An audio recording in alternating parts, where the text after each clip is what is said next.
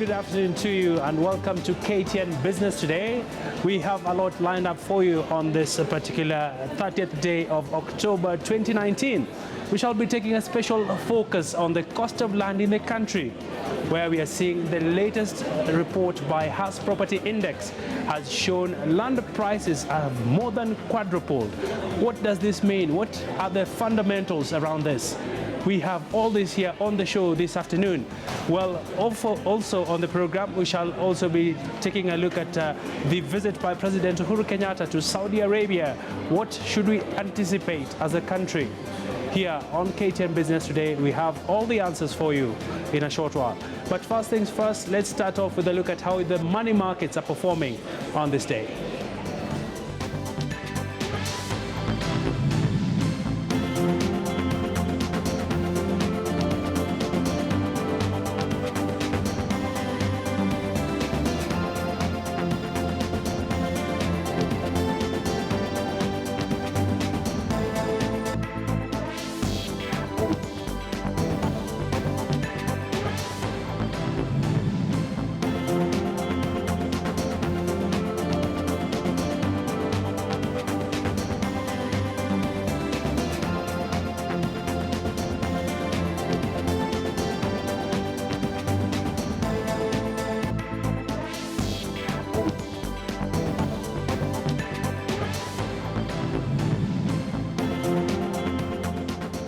Well, from the markets, we start off in Saudi Arabia, where President Uhuru Kenyatta has met with the King of Saudi, of Jordan, that is King Abdullah in Riyadh, Saudi Arabia. The two discussed bilateral ties between the two countries, as they anticipate to bolster trade ties. Well, the meeting held on the sidelines of the King Abdullah's participation in the Third Future Investment Initiative 2019 forum organized by the Saudi Public Investment Fund, focused on bolstering cooperation opportunities in various fields. While the Saudi Fund for Development has agreed to invest in Kenya's Big Four projects, the FSD also undertook to rally similar organizations in the Middle East to invest in Kenya's economy. Also fulfills the presidential priority. We'll be ready, and I think we are going to engage more and share with you the the current designs. So we'll look at options. We're also in engagement with the pension funds and a number of other agencies, cooperative societies. In Kenya? In Kenya. Okay. Because they have a lot of, sometimes they have land, sometimes they have a bit of resources. The housing, we believe it's very important. We have the issue in Saudi Arabia as well. And we believe, social housing is very important, but if we put the right plans to have economical social housing so that you can minimize the cost and increase the number of units that can be provided, and to put also financing program even for citizens. Well, some good news there from Saudi. Let's come closer home now. Businesswomen who are part of the informal sector in Kilifi County are the focus of a new collaboration to create a more favorable business environment. Well, the county government, in partnership with the NGO Cost Women in Development, is working on a trade policy for this endeavor. The idea initially began as a Project She, which was defending women against injustices which occurred while trading. Well, the idea of the new policy is to protect women who have been left out due to cultural or even religious reasons, among others.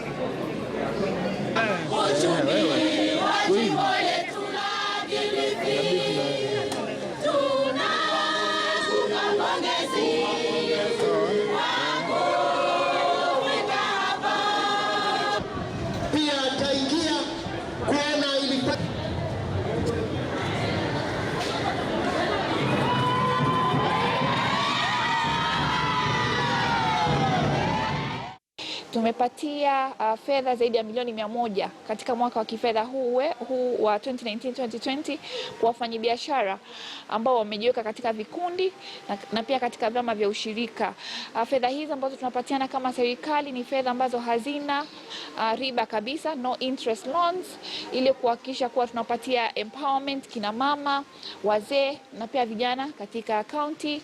Hatutaki kuona wakina mama wakigandamizwa na investors. Hawataki kuona wakina mama wakikandamizwa na brokers. Hawataki kuona wakina mama hawawezi ku-access services. Na pia tunataka kuona kama wanabiashara na farmers, ile pesa wanalipa ya tax, they get the value of their money.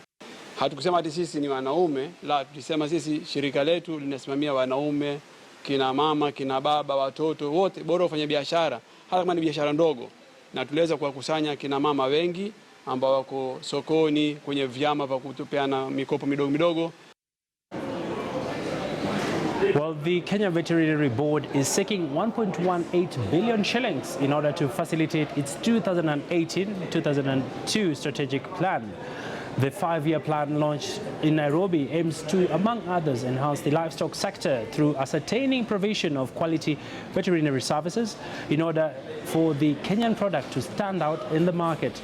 Speaking during the launch of the 5-year strategic plan, Inadrap Rangwa, the CEO of the Kenya Veterinary Board, has commended the government for its support towards the board in the previous strategic plan.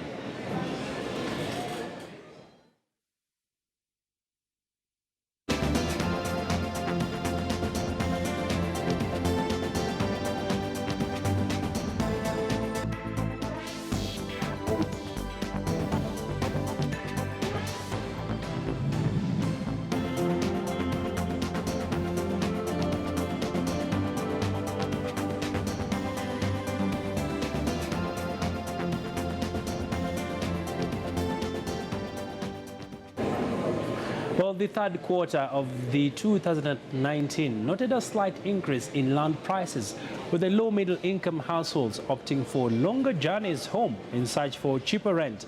Well, this is as per the House Property Index. The property market recorded a high demand for low middle income housing in Nairobi's metropolis, as tenants opt for cheaper units due to high cost of living. On suburb rents, Parklands performed the best, increasing by 1.9% over the quarter, with Loresho marking a drop of 2.7% over the quarter. So while we have a positive effect from infrastructure, we have a negative effect from the lack of liquidity. This results in a property price stagnation, which we are witnessing at the moment. Whereas our index results are based on advertised prices, within the industry, we have witnessed discounting on closing prices, and in many cases, a number of distressed sales, including bank foreclosures which may not be reflected in the results of this sales index.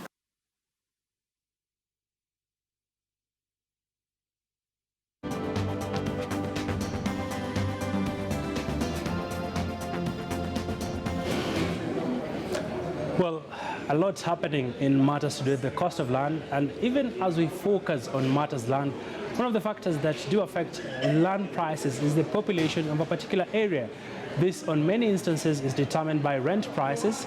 Noah Kipkemboi now joins us from our Nairobi studio to give us more perspectives into this.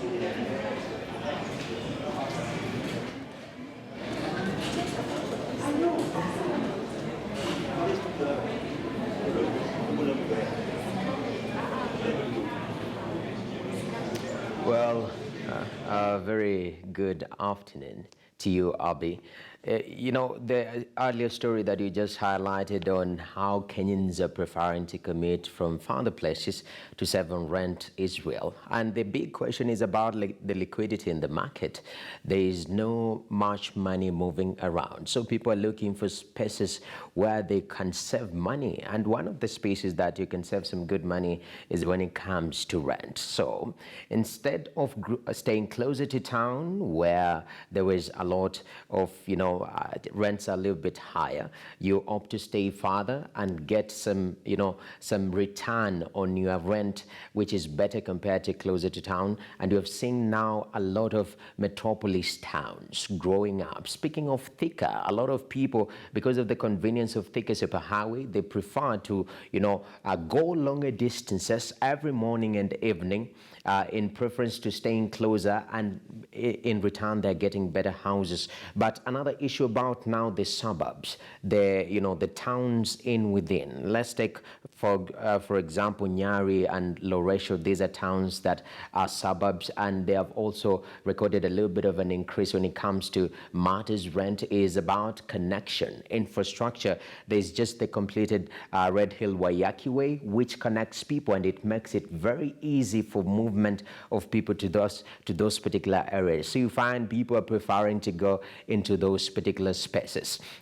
Now, the bigger discussion has been about liquidity in the market. Is the rent and housing market stable? Is it doing well or not? We are seeing the Jubilee government focused on the agenda when it comes to construction. It's really been active, launching projects left, right, and center, and focusing even on the big 4 agenda. To be specific, the housing agenda, which is supposed to cater for affordable housing to Kenyans, hoping to build 500,000 units by the year 2022. This is positive for the industry, but at the same time, the issue of cash crunch. There ain't much money in the system, in the economy. So you find, as much as there's a positive on one end, where the government is focused on, infrastructure, on the other end, there is little credit coming from banks, for example, because majority of these houses, to be sincere, you need financing to put them up. And banks have been very relaxed with the interest carpet.